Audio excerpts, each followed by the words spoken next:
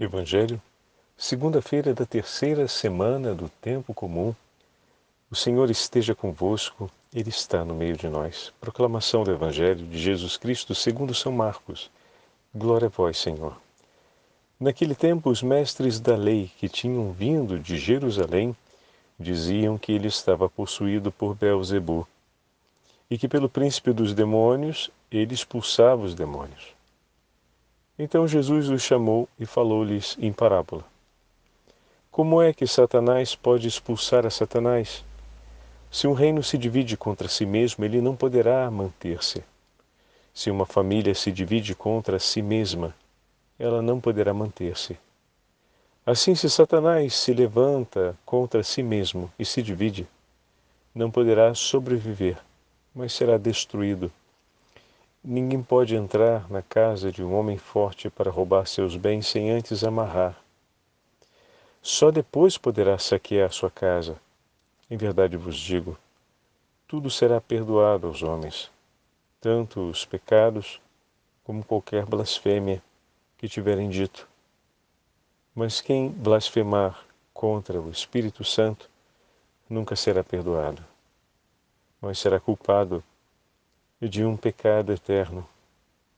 Jesus falou isso porque diziam, ele está possuído por um espírito mau. Palavra da salvação. Glória a vós, Senhor. Segunda-feira da terceira semana do tempo comum, em nome do Pai, do Filho e do Espírito Santo. Amém. Queridos irmãos e irmãs, a Santa Liturgia nos dá a graça de retomarmos o terceiro capítulo do Evangelho de São Marcos. E nesse terceiro capítulo estamos acompanhando o encontro de uma comitiva vinda de Jerusalém, dos mestres da lei, até Jesus, que se encontrava na região da Galileia. E ao vir até eles, alegam que Jesus está possuído por um espírito impuro. E Jesus, lançando mão de uma parábola, fala a respeito desse episódio. Aqui é importante termos presente que Jesus toma para si todas as situações que lhe acontecem e transforma essas situações que nós poderíamos dizer é uma situação detestável, inaceitável, uma falta de respeito, um abuso, com quantos adjetivos nós não classificamos uma situação concreta que uma pessoa cara enfrenta e que é difícil, né? Então, olhando de maneira bem objetiva, é humilhante essa situação, né? Essa comitiva vem de Jerusalém para dizer esse tipo de coisa. Que desagradável, né? Se colocamos assim. Mas não só isso, né? Vem para realizar um ato de difamação pública a respeito da pessoa de Jesus, para julgá-lo como sendo um opositor de Deus e com uma classificação muito específica, como um dos príncipes dos demônios que se levanta contra a própria hierarquia demoníaca. Bom, talvez na vida você já tenha passado uma situação em que uma humilhação pública ou uma difamação a seu respeito tenha acontecido, ou então que alguém tenha lhe julgado ou lhe apresentado publicamente, melhor dizendo, né, como aquilo que você não é, como aquilo que você não fez. E isso normalmente faz o sangue ferver, faz vir aquela vontade de reagir de algum modo para colocar clara a verdade sobre o que está sendo dito, mas ali se mistura uma vontade de fazer justiça com as próprias mãos e de fazer até o outro pagar por aquilo que está dizendo, né? Pagar o preço e a consequência de ter que responder diante dos outros pelo mal que está fazendo, ali agora. E muitas vezes nós queremos inclusive ser juiz para declarar e decretar o tipo de pena que ele vai ter que cumprir por ter feito o que fez, depois de reconhecer a verdade. Bom, muito bem. Jesus também passou por situações desse tipo, como hoje o Evangelho nos mostra. Mas Jesus não agiu com essa que talvez possa ser, em muitos casos da nossa experiência pessoal, uma ambição paralela à busca da verdade. Qual a ambição, Padre Fábio? De fazer o outro pagar por aquilo que fez. De alguma forma, de aplicar um ato de justiça que signifique um dano direto contra outra pessoa, que dê satisfação a quem o aplica. Pelo contrário, todas as situações, até uma situação como essa do Evangelho de hoje, Jesus orienta para o anúncio da Boa Nova, para o anúncio da verdade, mas não apenas o anúncio da verdade, para a conversão dos corações. Lembra que ontem falamos da misericórdia e falamos tão claramente da importância da súplica pela misericórdia? Pois bem, olha Jesus sendo mais uma vez misericordioso. E tomando mão daquilo que foi declarado, ele usa uma imagem parabólica para desfazer o que foi dito. Como Satanás pode expulsar Satanás? Se o reino se divide contra si mesmo, ele não poderá manter-se. Olha que forte. A casa de Israel se dividiu, porque entre os filhos de Israel há muitos que não reconhecem mais Deus como Pai e Senhor, que o reconhecem como um opositor, como um inimigo a ser confrontado. E se colocaram ao lugar do Senhor Deus em um ato de idolatria à própria vontade, se colocaram no lugar de Deus e não aceitam ou taxam tudo como não sendo de Deus, tudo aquilo que contraria a vontade deles, pois não conhecem mais a vontade do Pai, apenas reconhecem a própria vontade sobre tudo aquilo que tem a responsabilidade e autoridade direta, como legisladores de Deus. Olha que coisa bruta, né? Coisa feia. Porém, Jesus veio para restabelecer a justiça. Eis que o Filho de Deus conhece a vontade do Pai e veio para nos dar o conhecimento de tudo aquilo que está no coração do Pai. O Senhor não veio para fazer justiça com as próprias mãos. Ele veio para restabelecer a aliança, para sanar a divisão, para restaurar a unidade. E como ele faz? Aplicando a justiça com as próprias mãos? Não.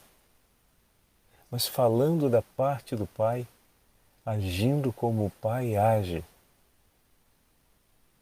em amor a cada um de nós, comunicando-nos a verdade da misericórdia e do amor infinito do Pai por nós, tomando nas mãos todas as ocasiões, inclusive uma ocasião clamorosa como essa de hoje do Evangelho, né? De franca divisão, para restabelecer outra vez a unidade. É claro que a unidade não vai se fazer sobre a palavra falsa e mentirosa dos mestres da lei, mas a unidade vai se fazer no final do texto do Evangelho, quando o Senhor diz que não haverá perdão para a blasfêmia contra o Espírito Santo. O que significa dizer isso, Padre Fábio? Significa que quando não se reconhece mais, quando não se aceita mais a ação do Espírito Santo, então a partir dali não tem mais como haver perdão. Não porque Deus não perdoe, mas porque o coração se fecha para a ação de Deus. O próprio perdão,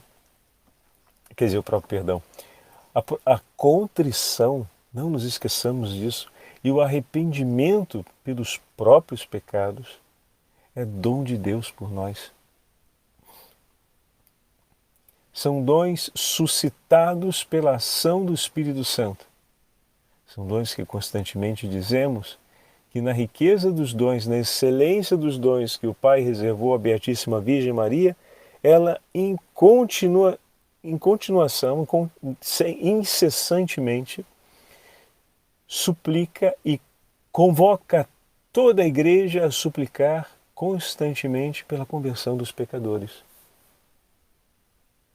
Ou seja, pela distribuição desses dois dons, da perfeita contrição e do arrependimento pelos próprios pecados.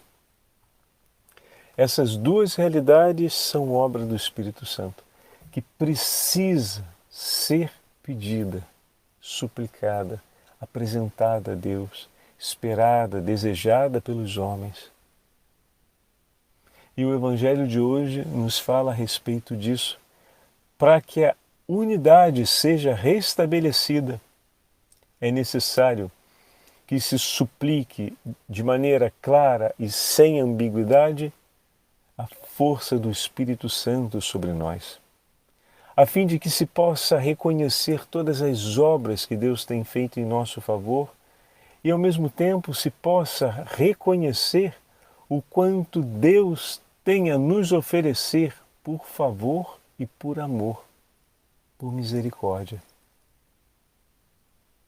Hoje é um dia especial para suplicarmos a potência do Espírito Santo sobre nós, sobre as nossas famílias. Vem, Senhor, e cura pela potência do Teu Santo Espírito todas as divisões que entraram em nossas casas, em nossas famílias, em nossas comunidades. Vem, Senhor, com a potência do Espírito Santo e restaura tudo aquilo que foi ferido pela ambiguidade, pela mentira, pela inveja, pelo ódio.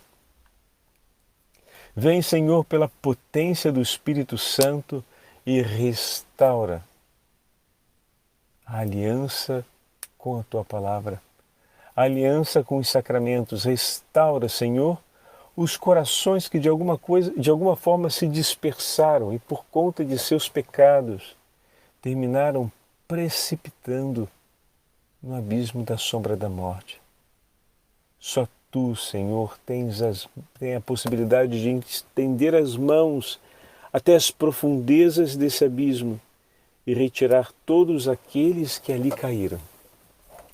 Ó Mãe Santíssima, Esposa do Divino Espírito Santo, olha com bondade e misericórdia por Teus filhos, Senhora. Nós vos suplicamos, nós que escutamos a voz com a qual a Senhora nos convida à oração incessante pela conversão dos pecadores, nós que ouvimos e aprendemos com a Igreja a oração do Senhor que nos pede para que sejamos libertos de todo mal, Senhora. Hoje queremos suplicar ao Seu Imaculado Coração um zelo intenso em favor da conversão dos pecadores. Ó Mãe Santíssima, suscita nos corações mais endurecidos o arrependimento pelos próprios pecados e o desejo de poder reparar pelas faltas cometidas. Suscita, Senhora, nesses corações a sensibilidade para o amor de Teu Filho Jesus, a fim de que essas almas não se percam. E para aqueles outros irmãos que precipitaram já na angústia e no desespero, que se agitam pelas inúmeras provações e dispersões que a vida colocou e para as quais não se prepararam buscando a comunhão com o Senhor e dessa forma enveredaram numa estrada de separação, de oposição, de hostilidade à comunhão. Senhora, olhai com misericórdia por cada um deles e suplicai com toda a Santa Igreja, Senhora, a fim de que a misericórdia do Senhor os alcance uma e outra vez, para que todos nós possamos permanecer bem unidos em Cristo Jesus, numa comunhão perfeita com Ele, a fim de que toda e qualquer situação, da mais difícil às mais alegres que a vida nos reserve, nos faça pensar sempre na grandeza do amor e da misericórdia de Deus por nós, a fim de que possamos suplicá-la ininterruptamente hoje e sempre, para que o coração Santíssimo de Jesus se alegre sempre mais com a conversão dos pecadores. O Senhor esteja convosco, Ele está no meio de nós. Pela intercessão da Beatíssima Virgem Maria, Santa Mãe de Deus, e pela intercessão de São José e São Miguel Arcanjo, abençoe-vos o Deus Todo-Poderoso, Pai, Filho e Espírito Santo. Amém.